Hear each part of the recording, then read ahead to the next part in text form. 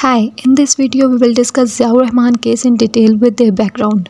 Basically Ziaur Rahman case में different individuals ने अपनी अरेस्ट, अपनी डिटेंशन और मार्शल लॉ रेगुलेशन के अंडर मिलिट्री कोर्ट को ट्रायल करने की पावर जो दी गई थी उसको चैलेंज किया गया था। अब ज़ियाउर रहमान केस में जो डिफरेंट इंडिविजुअल्स थे, कुछ को उनमें जो है क्रिमिनल एक्टिविटीज़ करने की बेसिस पे जो है चार्ज किया गया था और कुछ के ऊपर जो चार्ज फ्रेम किया गया था वो इसलिए किया गया था कि उन्होंने गवर्नमेंट के अगेंस्ट जो है कुछ जो है चीज़ें पब्लिश की थी और कुछ ने एडिट की थी और उन पब्लिकेशन को एडिट करने के जुर्म में उनको चार्ज किया गया। इस केस में जो मेन पार्टीज़ थी वो थी Mohammad Mukhtar Rana and editor Altaf Hussain Qureshi and Mujibur Rahman. इन तीनों को अरेस्ट किया गया था और डिटेन किया गया था अंडर मार्शल लॉ रेगुलेशंस। तो फिर इन लोगों ने रिट पिटीशन जो है हाई कोर्ट में दी और हाई कोर्ट ने, लाहौर हाई कोर्ट ने इनकी रिट पिटीशन को जो है अलाउ कर दिया। फिर गवर्नमेंट ने जो है ना अपील की सुप्रीम कोर्ट में, विच वाज डिसाइडेड जनवरी 1973। अब यहाँ पे जो है सुप्रीम कोर्ट के सामने जो है डिफरेंट क्वेश्चन रेज किए गए। For example the interim constitution was a valid, कि इंटरिम कॉन्स्टिट्यूशन जो है क्या वो वैलिड है, और whether the national assembly had authority to create it. क्या उनका पहले क्वेश्चन ये था कि जो हमारे पास जो इंटरिम कॉन्स्टिट्यूशन है क्या वो एक वैलिड कॉन्स्टिट्यूशन है, या दूसरा ये कि जिस नेशनल असेंबली ने उसको क्रिएट किया है क्या उसके पास इतनी पावर थी, इतनी अथॉरिटी थी, या वो इतनी कॉम्पिटेंसी रखती थी कि उसको जो है क्रिएट कर सकती थी। यहाँ पर जो गवर्नमेंट ने अपनी पोजिशन जो थी ना वो ये शो कराई कि वो ये चाहते थे कि वो ये बता रहे थे कि कॉन्स्टिट्यूशन जो है वो एक सुप्रीम लॉ है और कोई भी अदर डॉक्यूमेंट जो है उसको ओवरराइड नहीं कर सकता। बेसिकली वो यहाँ पे एक क्लियर ड्रॉ लाइन जो है दे रहे थे आपको कि जुडिशरी का रोल क्या है और कॉन्स्टिट्यूशन का रोल क्या है कंट्री के अंदर। अटॉर्नी जनरल ने जो है गवर्नमेंट की तरफ से आर्ग्यू करते हुए कहा that judiciary could not interfere with the constitution और इट्स प्रोविज़न, कि जुडिशरी के पास कोई पावर नहीं है कि वो कॉन्स्टिट्यूशन या इसकी किसी भी प्रोविज़न के साथ इंटरफेयर करे।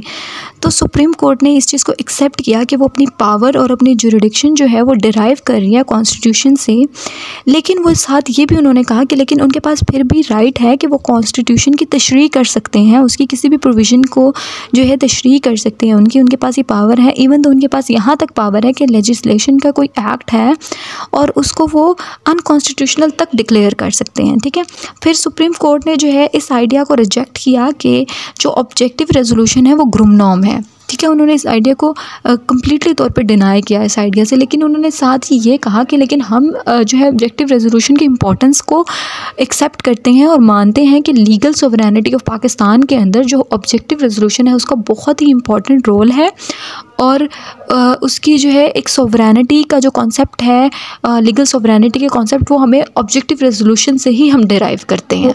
कोर्ट में ये चीज़ आर्ग्यू किया गया कि जो इंटरिम कॉन्स्टिट्यूशन है वो एक वैलिड कॉन्स्टिट्यूशन नहीं है। उसकी वैलिडिटी को इस बेस पे चैलेंज किया गया कि जो उसकी मेंबर्स की तादाद है वो कंप्लीट नहीं है, बिकॉज जो 160 मेंबर्स थे वो ईस्ट पाकिस्तान से बिलोंग करते थे, जिन्होंने जब कॉन्स्टिट्यूशन को फ्रेम किया जा रहा था उस टाइम पे पार्टिसिपेट नहीं किया था नेशनल असम्बली में। तो इस बेसिस पे उसकी वैलिडिटी को चैलेंज किया गया। अब कोर्ट ने जो है जजेस ने ये कहा कि जजेस जो हैं वो प्रोटेक्ट करते हैं और डिफेंस करते हैं कॉन्स्टिट्यूशन का, ये उनकी ड्यूटी है कि वो कॉन्स्टिट्यूशन की प्रोटेक्शन करें और वो इस प्रोटेक्शन में के को सपोर्ट करते हुए या इस प्रोटेक्शन का स्टांस लेते हुए किसी भी गवर्नमेंट की किसी भी अदर ऑर्गन के साथ इंटरफेयर नहीं करेंगे।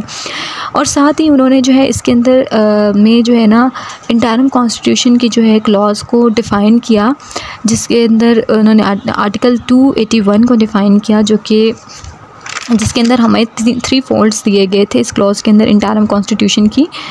वैलिडेशन क्लॉज इसको बेसिकली हम कहते हैं। वैलिडेशन क्लॉज को उन्होंने डिफ़ाइन किया और कहा कि कोर्ट किसी भी ऐसी चीज़ को वैलिडेट नहीं करेगी या प्रोटेक्ट नहीं करेगी जो कि बैड फेथ के अंदर जो है बनाई गई है। अब बेसिकली जो 281 है ना उसके अंदर हमारा ये मेन पॉइंट ये था कि कोर्ट के पास ये पावर नहीं थी कि वो किसी भी लेजिस्लेशन के मेयर्स को जो है वो चैलेंज कर सके। ठीक है, तो अब कोर्ट ने जो है इस केस के अंदर जो है 1962 के जो कॉन्स्टिट्यूशन है उसको वॉइड डिक्लेयर किया, इनवैलिड डिक्लेयर किया।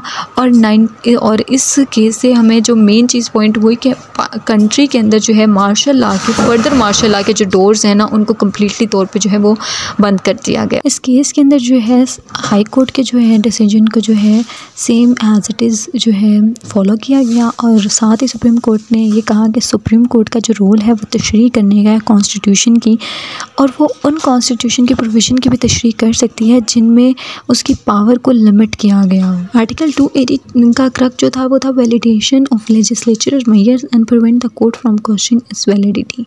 अब यहाँ पे जो है ना उन्होंने जो है लेजिस्लेचर के तमाम मेजर्स को जो है वो करेक्ट करार दिया था और रोक दिया था कोर्ट्स को कि वो उसकी वैलिडिटी को क्वेश्चन नहीं कर सकते। ज़ियाउर रहमान केस जो है हमारे लिए इसलिए इम्पॉर्टेंट है और लैंडमार्क है बिकॉज़ इस केस के बाद जो है मार्शल लॉ के जो डोर्स हैं वो पाकिस्तान में कम्प्लीटली तौर पे बंद हो गए। और इसके बाद जो है हमें 1973 के अंदर जो है हमारा कॉन्स्टिट्यूशन मिला जो स्टिल हम फॉलो करते हैं। अब हम लास्ट में जो है ना उन चीज़ों को देख लेते हैं जो इस केस के हवाले से इम्पॉर्टेंट है और जो कि दरमियान में थोड़ी बहुत स्किप हो गई होंगी। ये जो केस जो है ना ये भुट्टो के टाइम का केस है। तो जैसे ही भुट्टो ने इक़्तिदार संभाला तो उन्होंने सबसे पहले जो अपोजिशन में उनके अगेंस्ट लोग थे उनके ख़िलाफ़ जो है काम करना स्टार्ट कर दिया।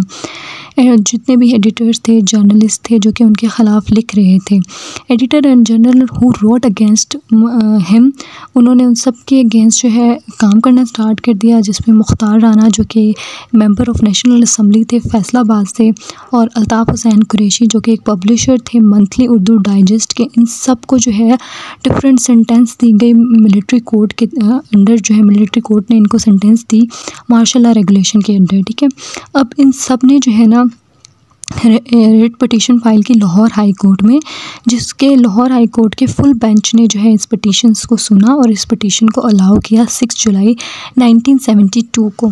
और फिर जो है गवर्नमेंट ने जो है इस रिट पटिशन के अगेंस्ट अपील फाइल की सुप्रीम कोर्ट में, जो जिस अपील को जो है डिसाइड किया गया 8 जनवरी 1973 को।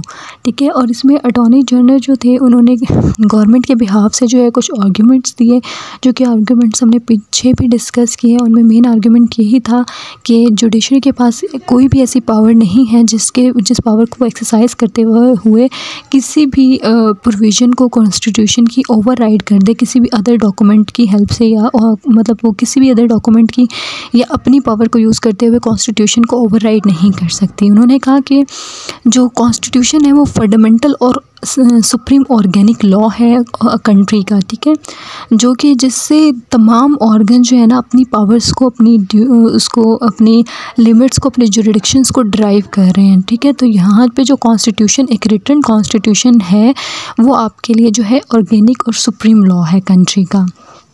ये जो है कुछ आर्ग्यूमेंट्स थे। फिर सुप्रीम कोर्ट ने इस चीज़ को एक्सेप्ट किया कि जो है हम इस चीज़ को कंसिडर करते हैं कि हमने अपनी पावर्स जो है कॉन्स्टिट्यूशन से ही डराइव की हैं, लेकिन कॉन्स्टिट्यूशन हमें ये पावर भी देता है कि हम कॉन्स्टिट्यूशन की तशरीह कर सकते हैं इवन तो उन प्रोविज़न की भी तशरीह कर सकते हैं जो कि लेजिस्लेचर के किसी भी वर्क को अनकॉन्स्टिट्यूशनल भी डिक्लेयर कर रही हूँ।